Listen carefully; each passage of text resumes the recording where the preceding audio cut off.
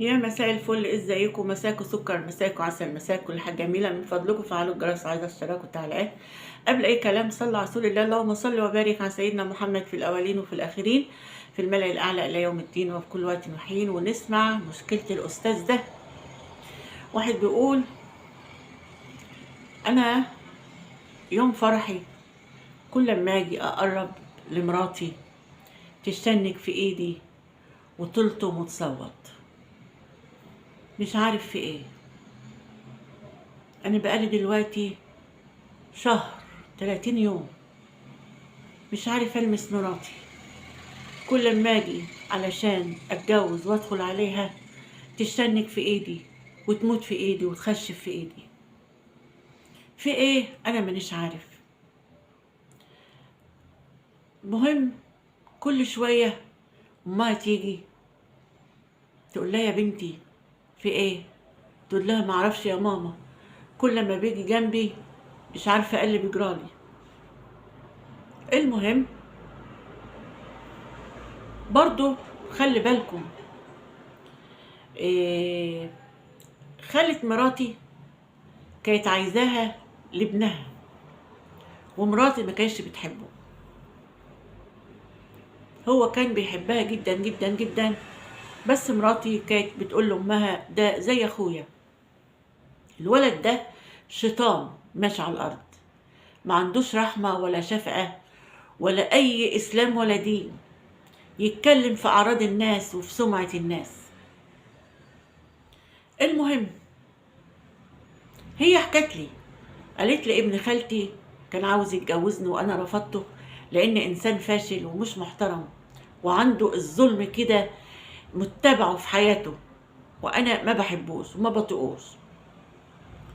فخالتها كانت بتحبها من صغرها، وكانت دايما تقول لأمها: موتي علشان أخدها وأربيها وأجوزها لابني.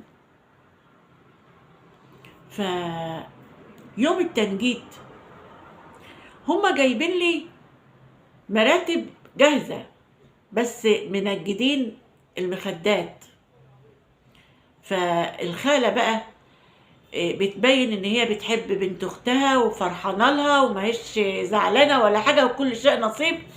طبعا هما متكتكين بقى من زمان وعاملين نصايب. هنسمع. اترن هي وابنها عاملين عمل لمراتي ان كل ما اجي المسها تموت في ايدي وما اشوفش هنا معاها ولا اي سعاده ويتخرب بيتنا، وترجع وتلف وتروح لابنها. كناش نعرف بده كله. احنا قلنا بقى كل شيء نصيب، بس انا ما كنتش بحب الست دي لان كانت بتبصلي بغيظ وبغل، بحس ان هي عايزه تموتني. المهم يوم التنجيد كانت هي جايبه العمل وحطيته في القطن اللي المنجد بياخده عشان ينجد بيه المخده من غير ما حد يعرف. ما نعرفش ازاي عملت كده. هي طلعت وقعدت في السطح مع المنجدين. مجرد ما اجى فرصة ان المنجد كان قاعدين يتغدوا، فهي قامت حاطة العمل في وسط القطن. طبعا المنجد ما شافش حاجة والعمل اتحط في المخدة واحنا ما نعرفش. طبعا المخدة في اوضة النوم، كل ما العروسة تخش انا ومراتي بنحس ان هي بتحس ان في نار في البيت وفي الأوضة، وكل ما اجي المسها تموت في ايدي. اقول لحماتي أنا مش عارف اعمل ايه، وامها وابوها مش عارفين نوصل لحاجه. اضطرينا بقينا نفتح القران، الدنيا تهدى شويه.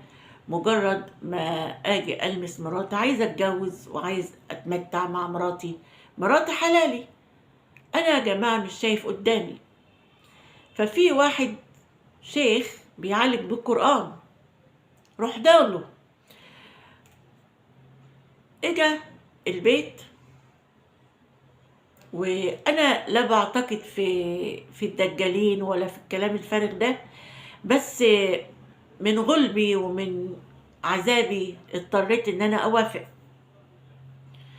مش معنى كده ان يعني الحاجات دي، في ناس شيوخ صح بتفك الحاجات دي، مش بتأذي حد، بتعالج بالقرآن، بتعرف إذا كان في أذى ولا مفيش. فالشيخ ده عنده سبحان الله مقدرة من الله إن هو آه، بيمسك كده إزازة ويقرأ عليها القرآن، ودخل بيها حط الإزازة على إيده وبقى يقرأ القرآن، ودخل كل الأوض وكل الأماكن اللي في الشقة. آخر حاجة دخلها هي أوضة النوم. إجا عند المخدة ولقينا الإزازة وقعت على المخدة. قالك أنا عايز دلوقتي أهو منجد. طب ليه يا مولانا؟ في إيه؟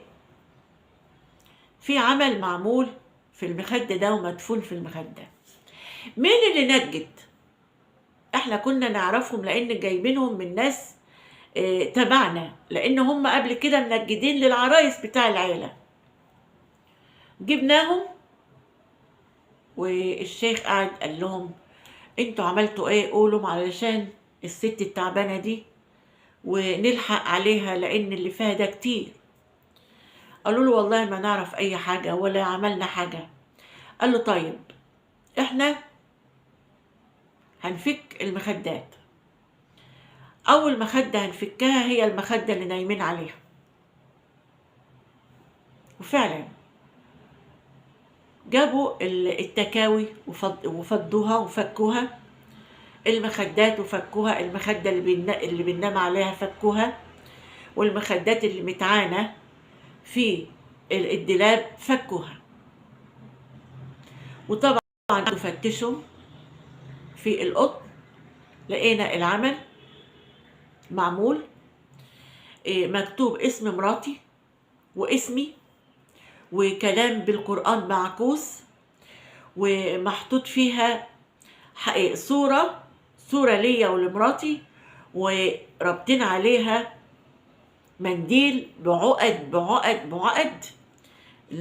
العمل قد كده، يعني نص الكف كده، هي قماشة صغيرة كده محطوط فيها صورتي أنا وهي. طبعا جايبينها من صفحتها لأني بنزل الصور على صفحتي وصفحتها، وطبعا عارفين اسم أمي، وطبعا هي أختها، أخت اللي هي تبقى خالتها، أختها، أخت وأم مراتي. واتضح إن هي عاملة العمل ده في مخدة من المخدات. فكينا ولقينا العمل. أنا ساعة ما شفت العمل أنا جالي حالة ذهول، بالرغم إن أنا ما كنتش بصدق في الكلام ده ولا أعتقد في الكلام ده، بس لما أشوف بعيني أصدق. شفت العمل بعيني. الشيخ أخده وقال له مش عايز حد يلمسه، هات مية وملح. جبنا مية وملح وحطينا العمل. طبعا الورق اللي في العمل باش، والقماشة والصورة ولعناها لغاية ما بقت هف ملهاش أي أثر. وقالوا لازم نعمل فدو. ماشي، جبنا خروف وذبحناه في البيت وطلعناه كله لله بنية إن ربنا يفك علينا والحسد والعمل والشياطين والكلام ده كله يخرج من البيت.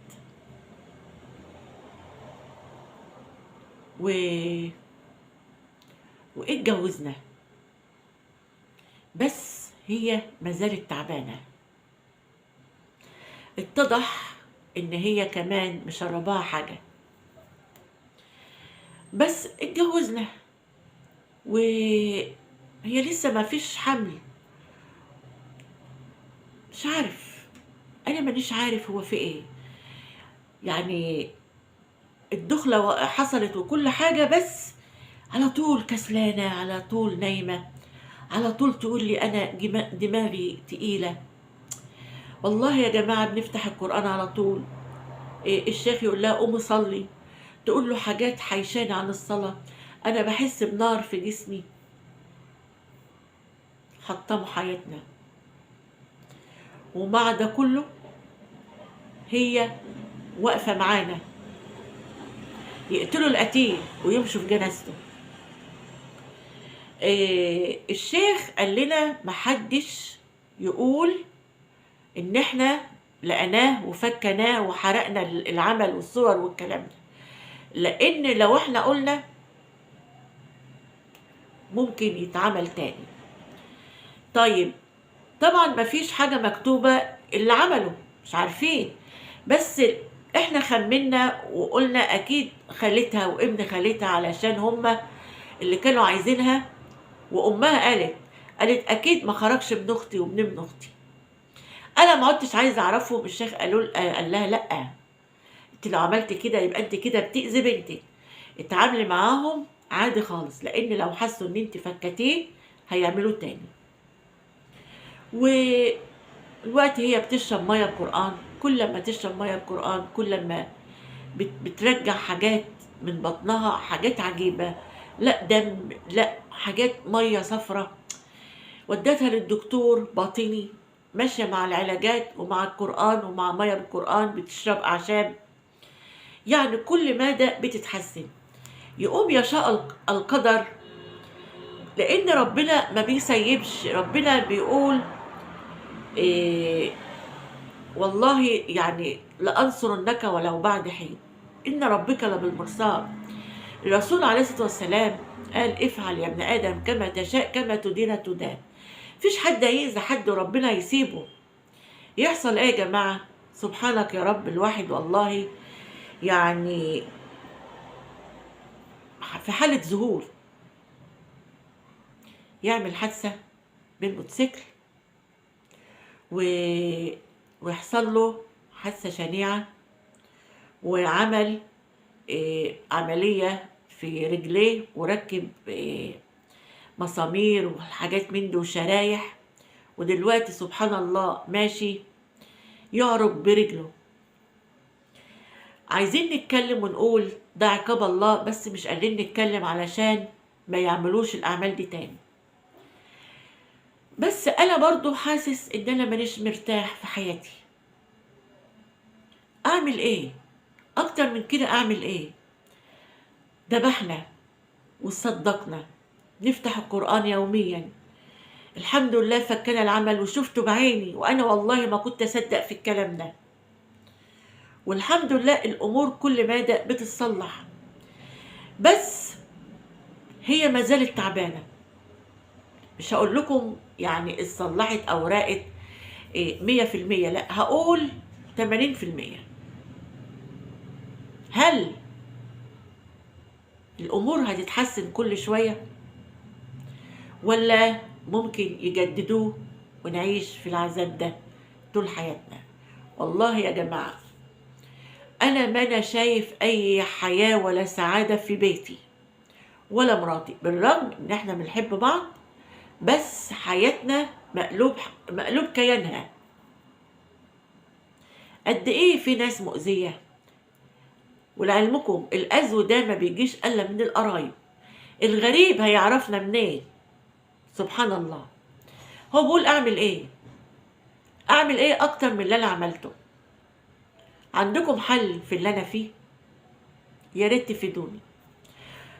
انت اتبعت كل حاجة. والله بص، قرآن شفاء للناس، العسل النحل شفاء، فيه شفاء للناس، وما ضرينا به من أحد إلا بإذنه. كل شيء بإذن الله. ممكن يكون ابتلاء وممكن يكون أذى، وربنا هو الشافي المعافي. أنا هصدقك. المشكلة دي أنا لما قرأتها أنا صدقتها، لأن في حاجات من دي كتير يا جماعة. في أعمال السحر الذكر في القرآن، ما جبناش حاجة من عندنا. بس بالقرآن إن شاء الله هيتحل كل شيء. الصلاة، العبادة، الوضوء، قراءة القرآن. افتحوا القرآن، حاولوا تقفلوا على نفسكم، لأن زي ما قلت يا جماعة الأذى ما بيجيش إلا من أقرب الناس. هقول إيه؟ اسمعوا المشكلة. وأستاذ ده يعمل إيه؟ هو عمل كل احتياطاته. ربنا هو اللي بيحفظ، وهو الشافي المعافي. امسك في أحبال الله، ملكش غير الله أنت ومراتك. صلاة وعبادة، الصدقة حاجات كتير بتشفى من الصدقة والقرآن وكل حاجة. فهقول ايه؟ ربنا يأذي المؤذي. يا رب كل من يأذي إنسان ربنا يأذيه في صحته ومعافيتهم. ياما في مؤذيين وياما في ناس ظلمة، وربنا يمهل ولا يهمل. عايزة تعليقاتكم في المشكلة دي، وأقول لكم أشوفكم على خير في مشاكل أخرى مع الصفا. أقول لكم أشوفكم على خير.